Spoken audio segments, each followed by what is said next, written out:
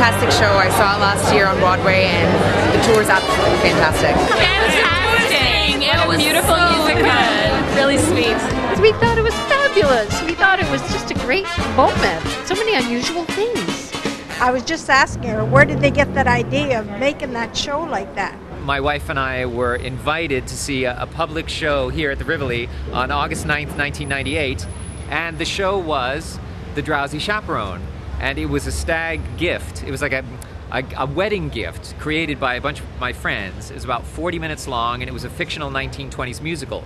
Anyway, what we did is we took that small show and we expanded it. I had the rights for about 3 or 4 years, and I shopped it around. Nobody would read it. Nobody would listen to me because they said, "What's it called? The Droopy Chauffeur?" I immediately said, "Roy, there's no way I can produce a show called The Drowsy Chaperone. That has to be the worst title I've ever heard of." He goes, I know, but just read it." Well, it took a few months. In fact, it took a whole year until I finally read the script.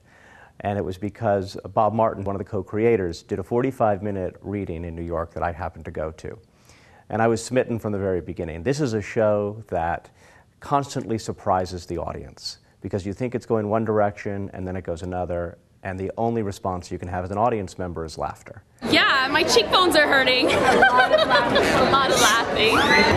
The music, the dancing. Yeah. And the humor was great too. It was really funny. I loved it.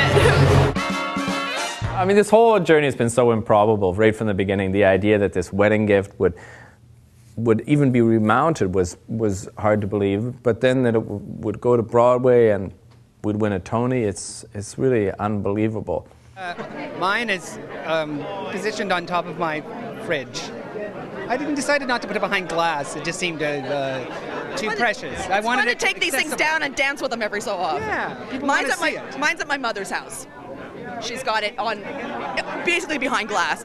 I first saw The Drowsy Chaperone when it was previewing in Los Angeles 2 years ago, and I didn't know anything about it. I had a couple of friends who were in the show at that time, and so went to see it, and I sat down, and when the show started, I started smiling and laughing, and I didn't stop until the very end. Oh, I'm falling in love all over again with this new touring company. I just love them.